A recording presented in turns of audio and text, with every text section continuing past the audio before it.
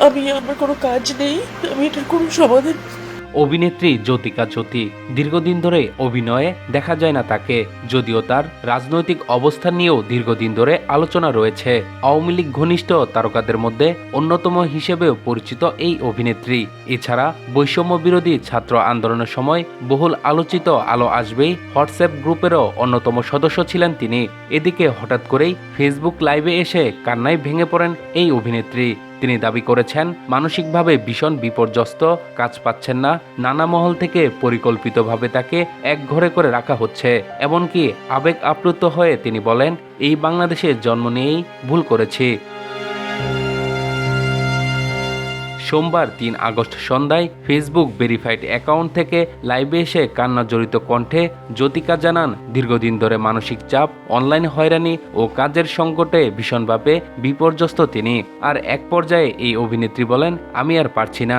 জ্যোতিকা শুরুতেই বলেন, নিজের কষ্ট ভাগ করে নেওয়ার মতো কেউ নেই। তিনি বলেন, কোনো দুর্ঘটনার পর অনেক কথা বলি আমরা, কিন্তু যে মানুষটি এমন অবস্থার মধ্যে থাকে তার কষ্ট শুধু তিনি নিজেই জানেন।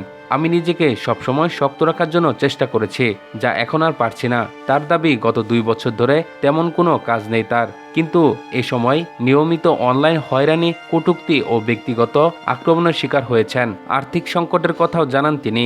বলেন, অনেক সময় মা বাবার কাছ থেকে সাহায্য নিতে হচ্ছে, যা তাকে অধিকতর মানসিকভাবে ভেঙে দিচ্ছে। এই সময় জ্যোতিকা অভিযোগ করেন, 2024 সালের পর থেকে তার বিরুদ্ধে নানা অপপ্রচার ও হয়রানি বেড়ে যায়। তার ভাষ্যমতে তার রাজনৈতিক ও আদর্শিক অবস্থার কারণে একাধিক পক্ষের সমালোচনা, হুমকি এবং অনলাইন বুলিংয়ের মুখে পড়তে হয়েছে। এমনকি তার বিরুদ্ধে মামলা হয়েছে বলেও দাবি করেন তিনি। তিনি বলেন, নিরাপত্তাজনিত কারণে দীর্ঘ সময় স্বাভাবিকভাবে চলাফেরা করতে পারেন না। নানা সময় তাকে নিয়ে বিভিন্ন ধরনের কুরুচিকর মন্তব্য ও ব্যক্তিগত আক্রমণ করা হচ্ছে, যা তার জন্য খুবই কষ্টের। আর এসব ঘটনার প্রভাব তার পেশাগত জীবনে পড়ছে বলেও জানান তিনি। এই অভিনেত্রীর দাবি, তাকে নিয়ে কাজ করতে এখন অনেকেই ভয় পান। এ কারণে তার পেশাগত জীবন কার্যত স্থবির হয়ে পড়েছে। তিনি বলেন, আমি কারো কাছে গিয়ে কাজ করতে পারছি না, আবার আপোষ করেও কাজ করতে পারছি না। আমার জীবন একদম নরকের মতো হয়ে গেছে। এছাড়া লাইভের শেষ দিকে জ্যোতিকা বলেন, আমি হেল্পলেস, আমি দুঃখিত, এভাবে আমার দুর্বলতা প্রকাশ করতে হলো, কিন্তু আমার আর শক্তি নেই, মনে হচ্ছে আর ঘুরে দাঁড়াতে পারবো না।